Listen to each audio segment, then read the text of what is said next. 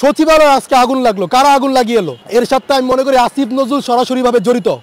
আসিফ নজরুলকে আপনার মন্ত্রণালয় থেকে বের করে রিমান্ডে নিয়ে এর বিরুদ্ধে আপনার ব্যবস্থা নেওয়া উচিত এবং এর বিরুদ্ধে তথ্য উপস্থাপন করা উচিত। এখন আসিফ নজরুলের বিরুদ্ধে কিন্তু কেউ কথা বলে না।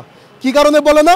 আসিফ নজরুল এখন মন্ত্রণালয়ের একজন মন্ত্রী, তার বিরুদ্ধে বললেই তো আপনার নামে ডিজিটাল নিরাপত্তা আইনের মামলা হয়ে যাবে। এখন নতুন করে এটা কিন্তু অলরেডি চালু করেছে যে আপনি চাইলে কারো বিরুদ্ধে বক্তব্য দিতে পারবেন, এর বিরুদ্ধে একটা আইনও তৈরি করছে এই সরকার। সেই জায়গাটা থেকে আসিফ নাহিদ এরা চরম লেভেলের বাটপাত, চরম লেভেলের আওয়ামী লীগের দাসত্ব করছে।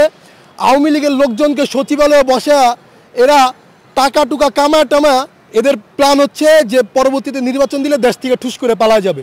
আসিফ নাহিদের সবগুলোর প্ল্যান।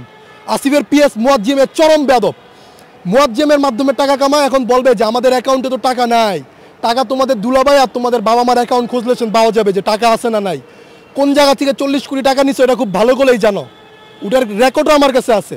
তো এই জায়গাটা থেকে আসিফ নাহিদ গতকালকে যে আপনার সচিবালয়ে আগুন লেগেছে, কোন কোন সেক্টরে আগুন লেগেছে জানেন?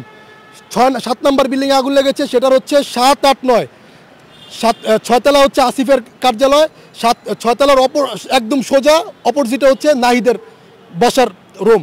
এই জায়গাগুলোতে আগুন লাগলো। হ্যাঁ, এরা দেশের অনেক বিষয় তুলে ধরেছিল, এদের ফাইলগুলো পুড়ে গেছে। এই জন্য আমরা দুঃখ প্রকাশ করি যে না, দেশের সার্বভৌমত্বর জায়গা থেকে যদি কোনো আঘাত আসে আমরা একত্রে লড়াই করব। কিন্তু আপনারা দেখেন বিএনপি পন্থী বা বিরোধী দলীয় যেসব সচিব, যেসব আমলারা আছে, তাদের কিন্তু তারা সাইড করে তারা একটা কিংস পার্টি নামে একটা পার্টি তৈরি করছে। এই পার্টির মাধ্যমে এরা আওয়ামী লীগকে পুনর্বাসন করার চেষ্টা করছে এবং আওয়ামী লীগের থেকে টাকা টুকা খেয়ে এখন বিভিন্ন জায়গায় প্রোগ্রাম করছে। ভারত এবং আওয়ামী লীগ হচ্ছে বাংলাদেশের ঘরশত্রু।